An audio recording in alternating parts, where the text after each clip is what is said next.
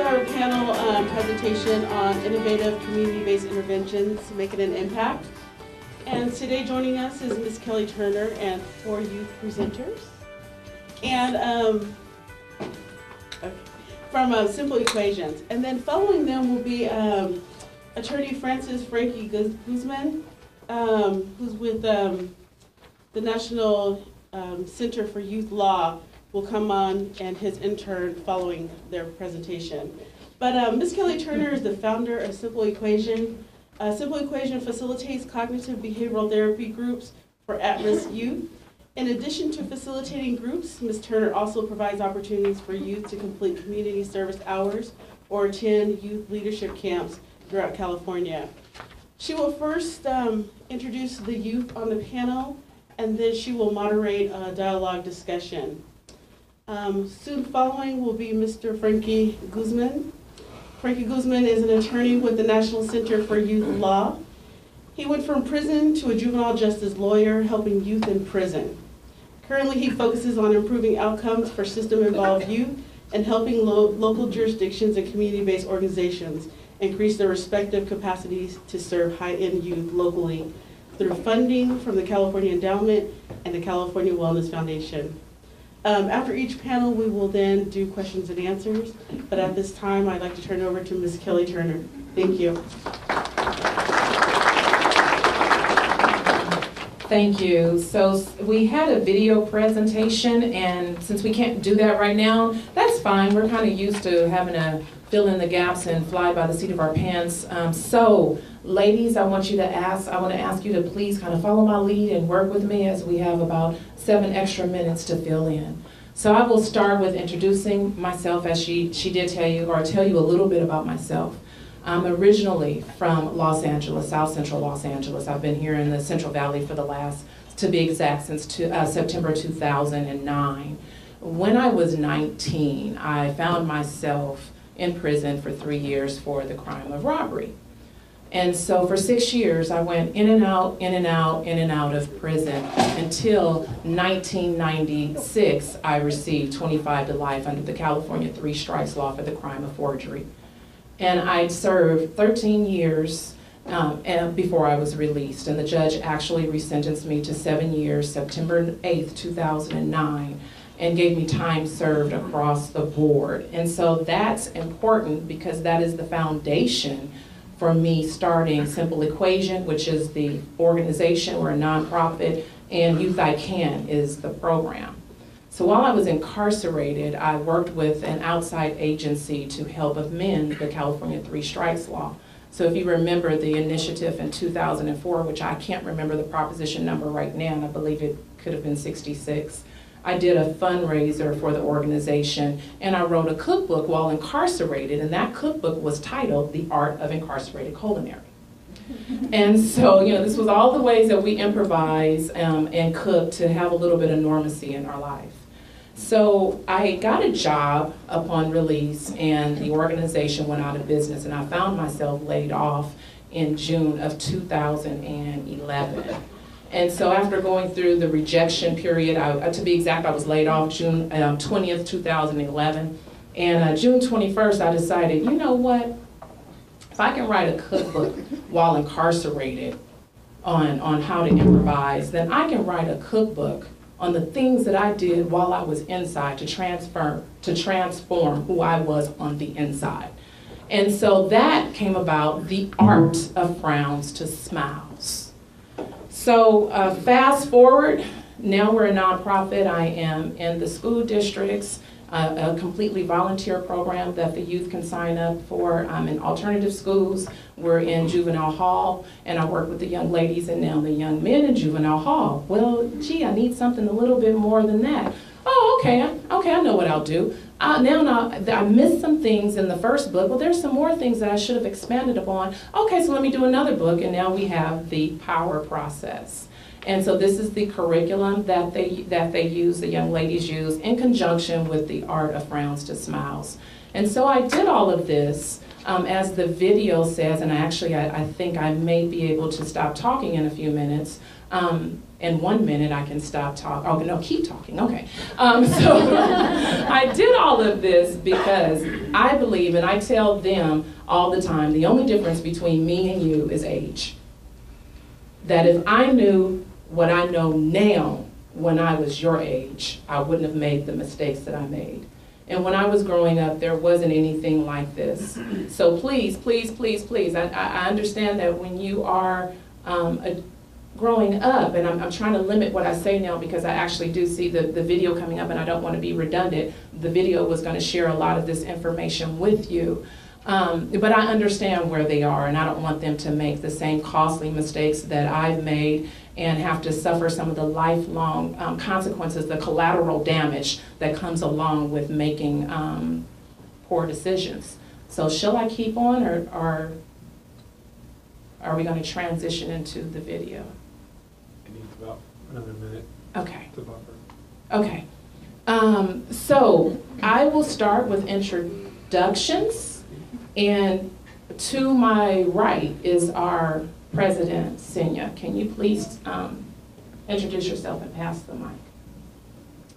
Hello everyone, my name is Jasenia Delarosa and I'm 17 years old and I'm in grade 12, currently attending Merced High.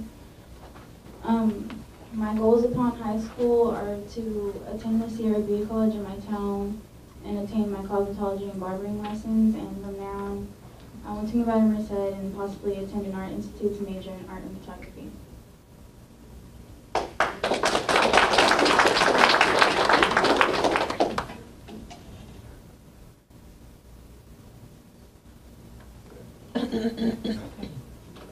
Sorry, kind of nervous. My name is Idalis Jimenez.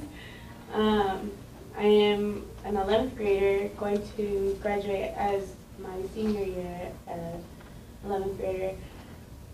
I am about 7 months off of probation, so yay to me. And this is a lot for me. I'm sorry. I'm going to pass it to my friend. Good afternoon. My name is Elizabeth Arellano. I'm Junior Vice President of Youth I Can. I am the 11th grade at Water High School. I went to Sequoia High, an alternative school in Merced, to make up my credits.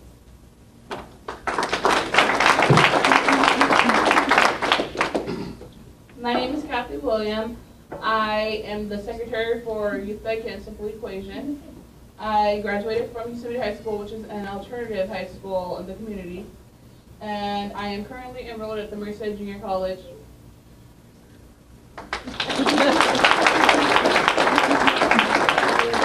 So thank you. I actually have a loud voice, so I'll keep this microphone here with them if everyone can hear me in the back. Okay. So ladies, thank you. And please remember as we go forward to speak clearly. And I am going to ask you a series of questions as soon as I find them. Okay, so a series of questions in no particular order. The first person I will start with, Elizabeth. Why are you involved in Youth I Can versus a traditional program like Boys and Girls Club? I am involved in Youth I Can because it's a traditional program like the Boys and Girls Club because, well, back then I wasn't really into join any programs out there. But when I went to Sequoia High, they told me about Youth I Can, and I said, well, I guess I'll try it. And ever since then, I've been in it. Thank you. Senya, the next question is for you. If you could change one school policy, what would it be and why?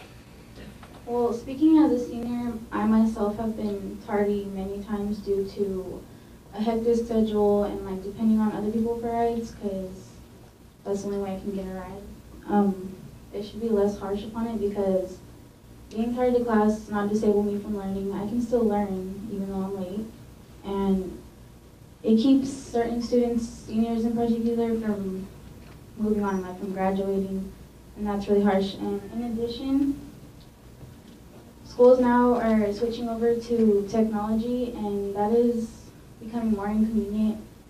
Because once again, for myself, I don't have technology at home. I don't use a computer at home, and it would be more convenient if they either provided technology for students at school, or they kept the schoolwork solely at school. Thank you. Thank you. Kathy, I'm going to ask you the same question. If you could change one school policy, what would it be and why? If I could change any school policy, I would change the 2 fights and then you're expelled one, because I find that it's unfair because some people may have grown up in a background that is, well, it wasn't traditional. So therefore, they did not learn right from wrong. Like me in particular, I grew up in the foster care system going back and forth, so I didn't have a parental figure there to tell me, like, you don't do certain things. And when I did them, I ended up getting in trouble, so I just felt like they didn't give you a chance and they don't understand certain circumstances that you may have been going through. Thank you. And can you keep the microphone, please? Yes, ma'am. What life experience or experiences played a part in your behavior that sent you to an alternative high school? Well, I was sent to an alternative high school because of fighting. And like I was saying in my last question I was asked by Ms. Kelly, it's basically because I was in and out of foster care. And so without me having the direct guidance of somebody that I know would be a good support system for me, the background I grew up in was like, when you don't like something or someone, you go and hit them. So like when I was in high school, my freshman year, I got into 2 fights and then they put me on suspended expulsion. Therefore, it sent me to Sequoia High School, the continuation high school. And for the program, I like to say that the program is a people's program so that it can take the twists and turns that it needs to meet the needs. So with that being said, would you guys like this portion to finish, the question and answer to finish, and then we transition into the video, or would you like to do the video now? Is it ready? It's ready now. I would take my chance. Okay. Okay, so we'll do the video now and then we'll finish with the question and answers.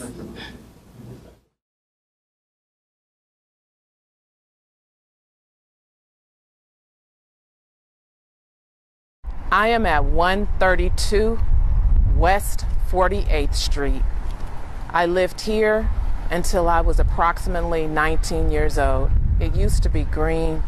The fence used to be green.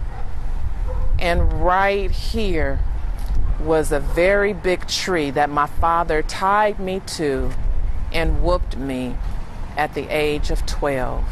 The tree is gone now, and it used to be a landmark for us. But today, I'm a part of Youth I Can. I'm the founder and the director. I'm here in Los Angeles. I brought my youth here to be a part of a live studio audience. What a difference. So this will probably be edited out. But I just really, really, really wanted to look at my old neighborhood. It definitely doesn't look the same. Peace.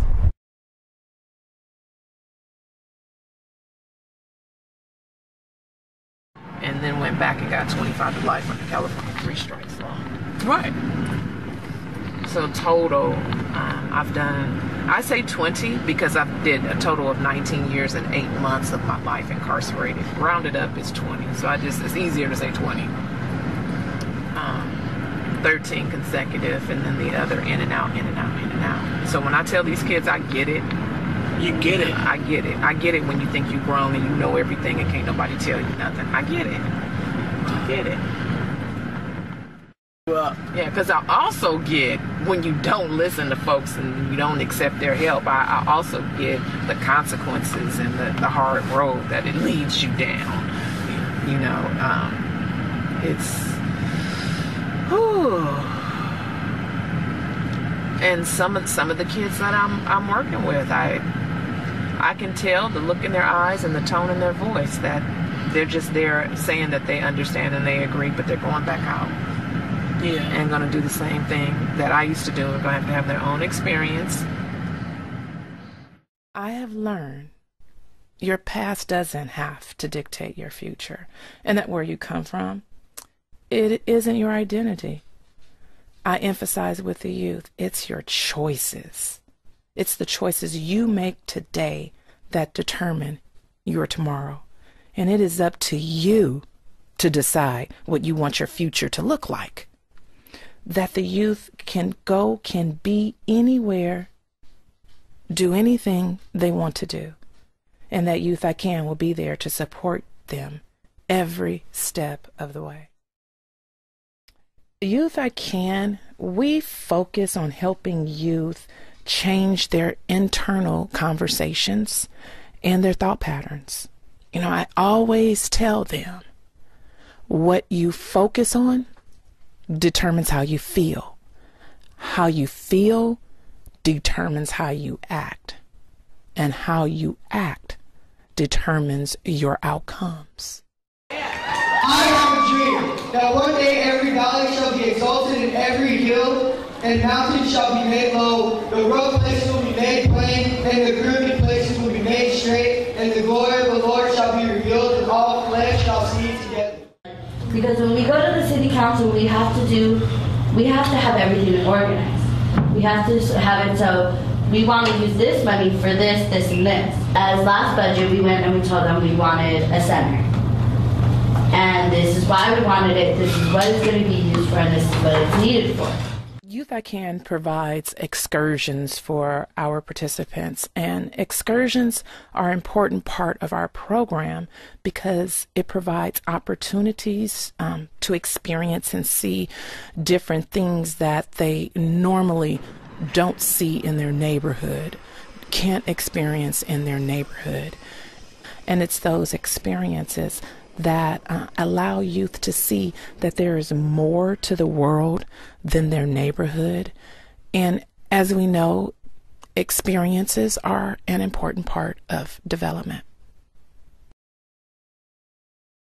Yes, I do think that Youth I Can is different from other community programs because I believe that it actually works, because it's not somebody telling you you're wrong, it's somebody working with you to get right. Being involved in Youth I Can has helped me a lot because I was on the verge of getting in so much trouble that it was just, I was going to get expelled, I was going to eventually get arrested, but luckily I got into the program in time, and now I'm a perfect student, and I'm going to graduate next year with courts. Yes, I think Youth I Can is different from any other community programs because Youth I Can is beneficial. It has helped. I can see that it has helped many other people, including myself. And there's someone there to help you keep your mindset on something you want instead of having other people putting you down and being negative. And being in Youth I Can, it has helped me because I've done better in school, been more helpful towards people. I've not rude as much. I learned how to not say bad language. Not everyone has options, and sometimes those who do have them are not aware of them. And my responsibility, my desire, is to bring awareness to the youth of their options, their opportunities, to help bring awareness to their maximum potential, and ultimately just to inform them that there are more paths to life other than the ones that they've been walking on thus far.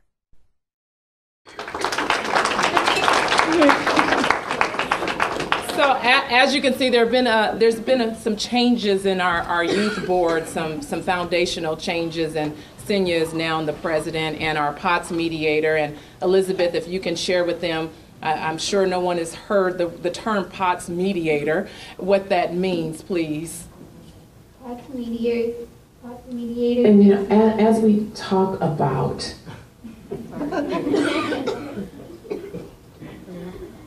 POTS mediator is just another way to say, instead of saying stop, we spell it backwards and use POTS, like if we're talking over someone and just being rude, we just say pop. And we would understand what I mean, just tell you like, okay, just stop right there. Thank you. Idalis, is it safe to ask you a question right now? Well, I have to overcome my fears and things I don't want, so yes. Absolutely. And remember, we're youth I can, right? Yes, not youth I can't. Right. So excuse that little sidebar push there. So what was going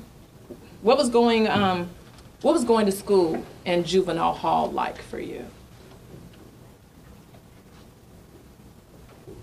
I got it. Thank you. From my own experience in school and juvenile hall, it was like any other class in a regular school. Just the way a certain of it was different. Everybody got their own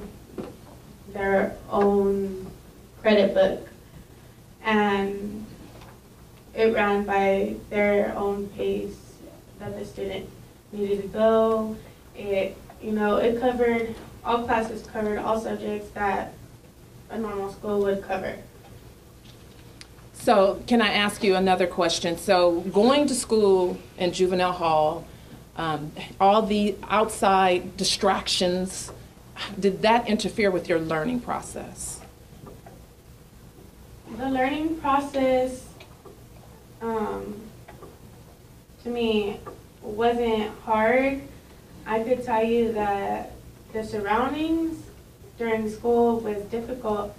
You would feel kind of unprotected. You were in a simple class, probably the size of half of this room, with another 15 to 16 other juveniles, and it would be a lot of fights, but I wouldn't let that get into my learning process. Okay, thank you. So if I'm hearing you right, there were challenges and there were obstacles, but you decided to push past that and to not allow those obstacles and challenges to hinder your learning?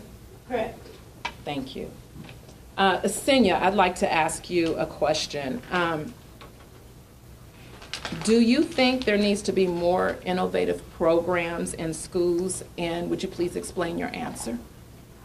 I believe that innovative programs should not only be limited to schools, but communities as a whole, because it gives children a path to take, a good path, and it keeps them off the streets and gives them something productive to do with themselves, put their mind in the right path.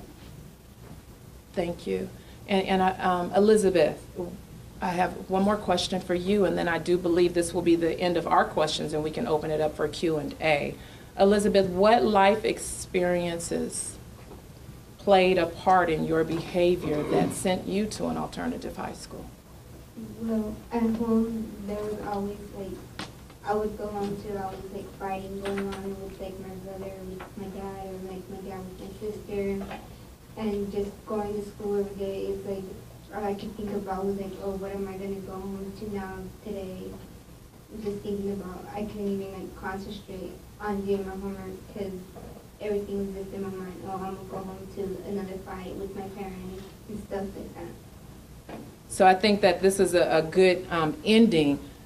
One of the things that we focus on, and I'll take that down. Thank you very much, ladies. You guys rocked. You guys are my rock stars.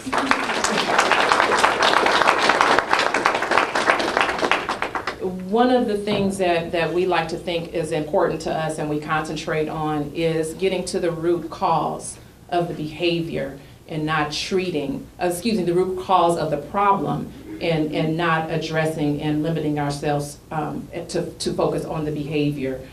We feel that a lot of organizations focus on, again, behavior, and it's what causes that behavior. I know, and I realized what caused my behavior, and that's what made me put it in the book, and I try to help them to figure out, well, why am I going to school and cussing the teacher out? Is it misdirecting? Why am I acting this way? And what am I misdirecting for? What behavior has happened? What incident? What trauma has happened that's causing the behavior. So on that note, if there are any questions for our panelists or for myself, you can ask anything. Please feel free.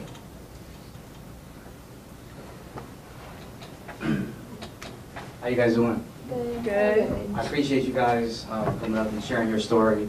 It's very inspiring.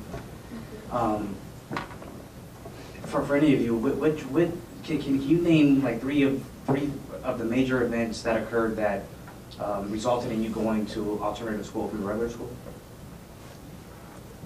Okay, and can you guys please stand up and use your outside voice when you address that, and just use your outside voice that'll help project. Stand up, please.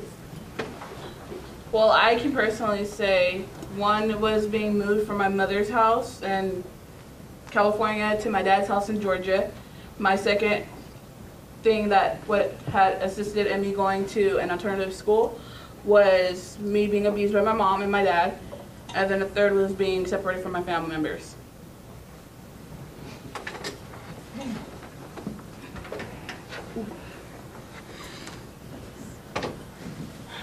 Well, for starters, before I was even born, my mother had a background that wasn't good. Just a usual mother that, you know, would do anything for her 3 kids. You know, my mom used to be a dope dealer, you name it. My mom was in and out of my life, so that my dad was never there. And just trying to cope with all this bottled up didn't work out. I ended up following my mom's footsteps. No, I wasn't a drug user. No, I wasn't a person who sold drugs to anybody, but I thought that fighting, stealing, and selling things that weren't mine was a result. Getting kicked out of school, getting expelled, and my last resort was going to a continuation school in Merced, California. Then, a couple years before today, I was lucky that I met Miss Kelly Turner. She turned around my life. Another organization founder, her name is Miss Rochelle Abreu. Because of these wonderful ladies, I am no longer following anybody's footsteps but my own. And that's what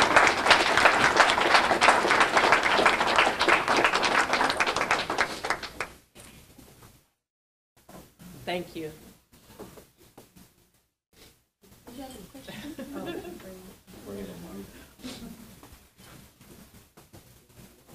Good job. I work with youth on a constant basis, and I love when you guys are up at the forefront, especially when we're talking about youth issues. It's really important to really have you guys there rather than just the adults talking about what's going on in our community. So really good job. Thank you guys for being here. But I really wanted to know a little bit about what was it specifically about the program you're in right now that helped you turn your life around? Is there one defining moment or a few things? Or, I mean, I know the mentors obviously is one, but I mean, is there anything else that really stood out?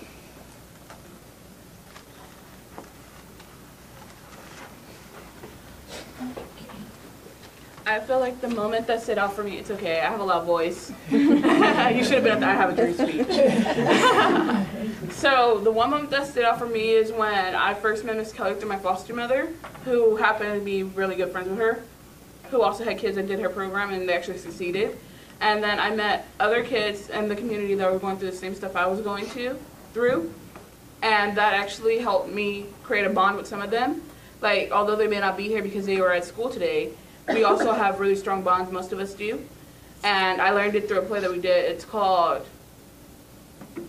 ABC, Anti-Bullying. See, it stopped with me. There we go. I had to think about it because I saw the bracelet last night. And that's one thing that had a big old impact on me. With me, I joined Youth I Can because I was always just... Louder.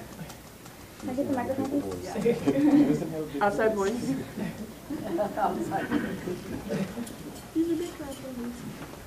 Thank you.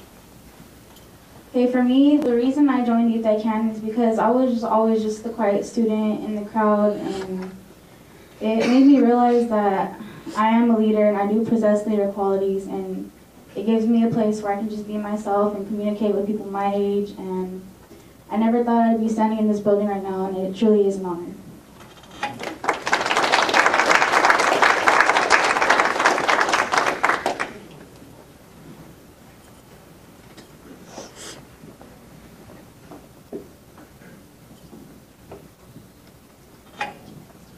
Great job, you guys. Great job. One question. If you could go back in time, say like 2 years from now, what advice would you give yourself? If you can go back in time 2 years and talk to yourself, what advice would you give yourself?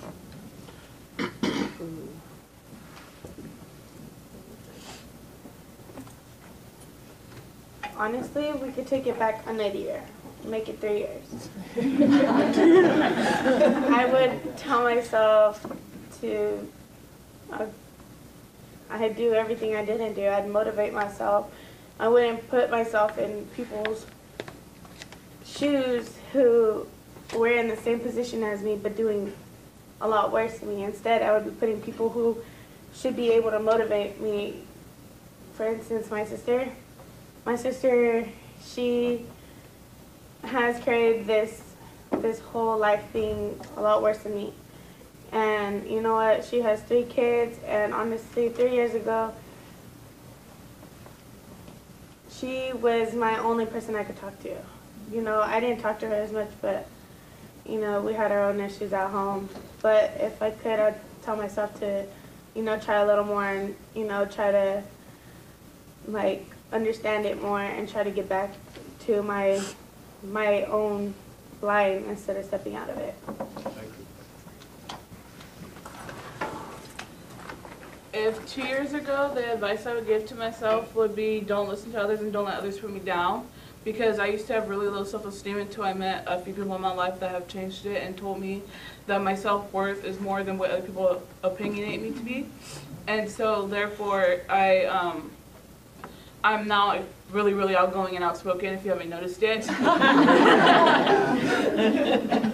I'm like, I really could care less, and I don't really care what people think of me anymore, because I know that my self-value and self-worth is more than what it was back then. And I used to let other people make me depressed, but now I don't do that anymore. I'm really proud of you too. I love your dolls. I love you too. I love you guys all. I'd like to hear from Elizabeth. Keep the mic. Can you get that mic, please? Keep the mic. She really needs mic. the mic. 1, 2, 1, 2. Otherwise, That mic otherwise is it'd there just for be show. listed here. Well, one thing that I would tell myself. One thing that I would probably tell myself to motivate is like to push myself to do what I want and not not do what I was doing back then, like not caring like about school. Like tell myself I can do better and I can succeed in life. And because back then I was like, I'm still a little shy, but I'm able to come out and talk to you guys. Not that before I would just be quiet a lot. Now I'm more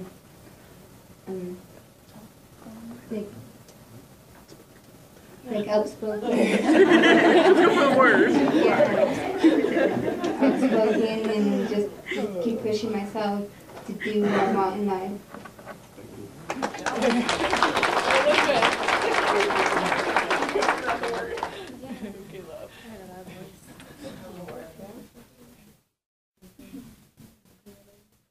First of all, thank you for being here. What one thing you see that you would like to see in your community where you came from that you think would help more kids to go on with their life? What change might help the kids most? I think we should all stand up for this. Okay, already? Oh, wow. On the line? Yeah. May you repeat the question? What change do you imagine happening in the community where you came from that would help the most kids get through? I hope to see our organization grow into something nationwide, potentially worldwide. I want us to make history, and not just us. I want there to be more opportunities, more organizations for kids to have something productive to do outside of school.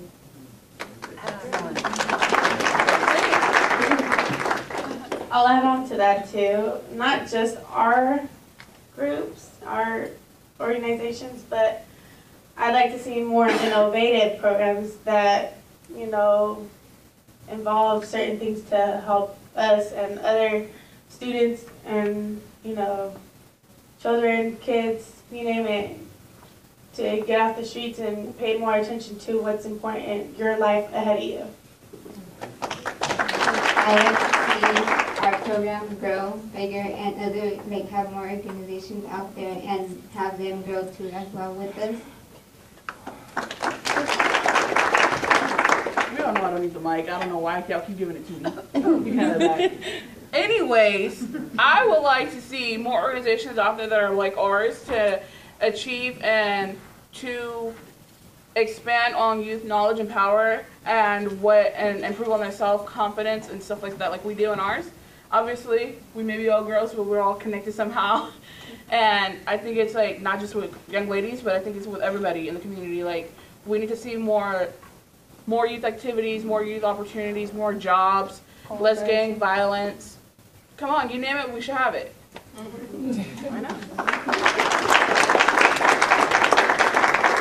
Following up on what these young ladies are recommending, if another community wanted to start a program like this, Kelly, what do you recommend would be some first steps?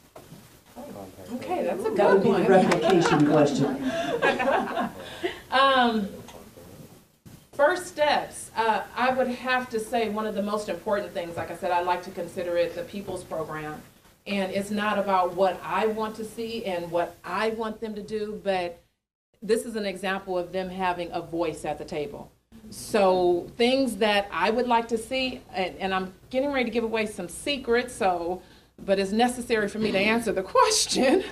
I might pose it in a way and gently massage them in the direction that I'm desiring, just because, I mean, adults do need to play a part of it and we can see big picture.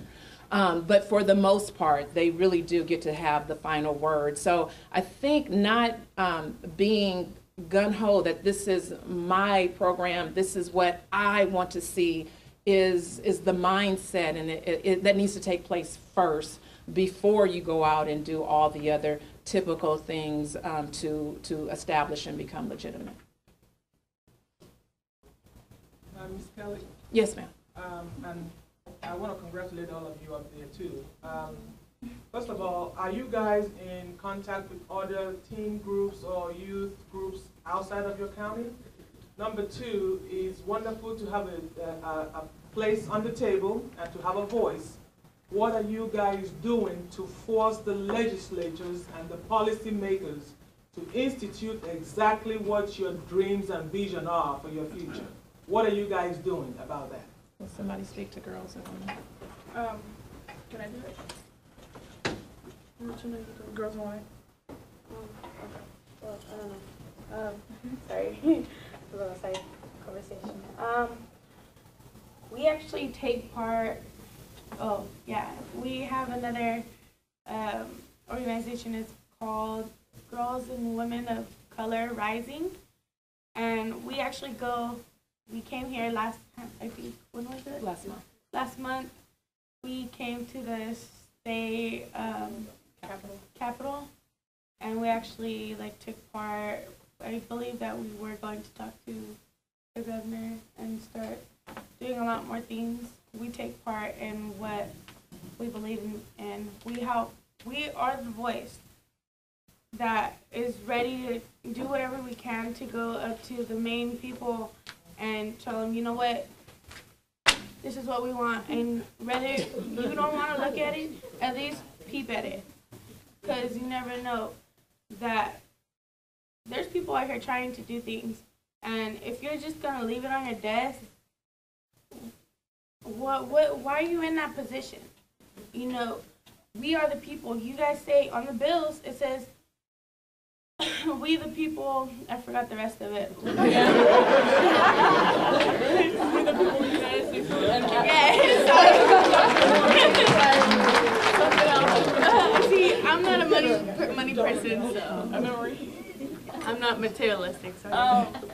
But also on that same topic that she was talking about earlier, we had the Girls and Women of Color Rising. And then last summer with the California Endowment, they sponsored a trip for young ladies throughout the state of California to go to UC Santa Barbara. And they had a Sisterhood Rising trip. And that's what Girls and Women of Color are sponsored off of, basically. It's like an idea off of an idea, saying that women are equal and that we should have equal rights. And it basically, we spent a whole week, basically, in UC Santa Barbara, in their dorms, basically creating bonding experiences. And like most of the girls ended up bonding really good. Like yesterday, I happened to talk to one of the girls from there. But anyways, back on topic, because I kind of like get off topic a lot. Center. Okay. What we are doing is last month when we went, we actually got a resolution certificate from Assemblymember Adam Gray. I can't remember the other ladies' names, but there's 2 other Assemblywomen there. And they said that they hardly even see women there, and that if we don't force the topics and issues that we're talking about, nobody will ever notice that they're there, or they will, and they'll just complain about it. So we have to be about it more than just speak about it.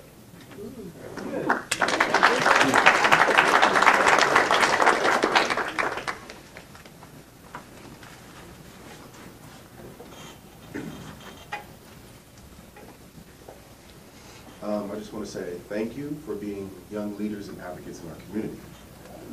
My question is for Kelly, though.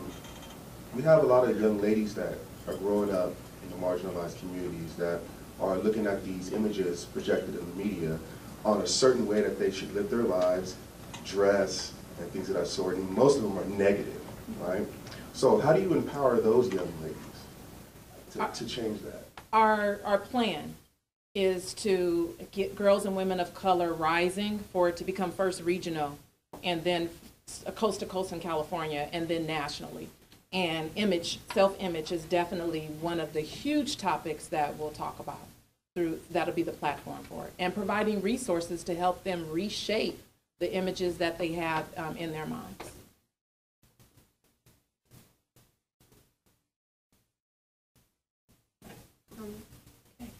Any more questions? Last comment? Can I say something? Sure.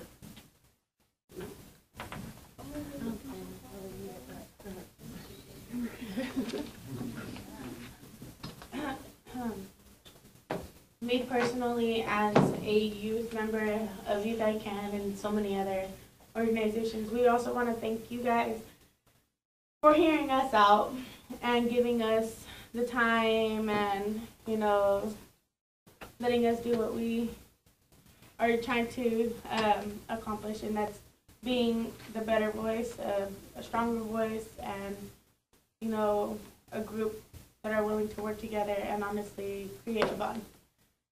And on your topic about girls and their clothing, that's something I would like to change as a policy. We were talking about, we were getting ready as we were driving up in her minivan, you know, just practicing. And she asked me that question, and you know what? I seen the way I was dressed compared to them, and I was like, oh, really out of place, you know? But it hit me. My biggest policy is dress code. I don't have clothes that school wants us to, you know, to wear. Like colors, the way, the design, stuff like that. Logos. Why are you so worried about the colors, the way it's? I understand you guys like that they think it's unpresentable, but we feel comfortable in it. And I get it. The length, that's something different.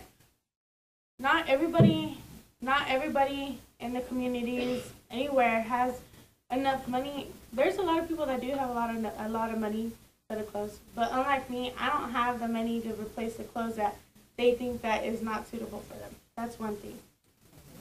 And again, I just want to address that. We all thank you for having us here.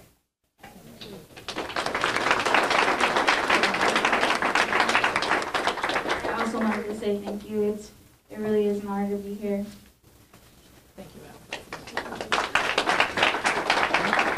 So thank you for allowing us to be here, and can you please, they're my babies, and I'm trying my best not to really cry, but I'm so very proud of them. Can you guys just please help me celebrate their leadership?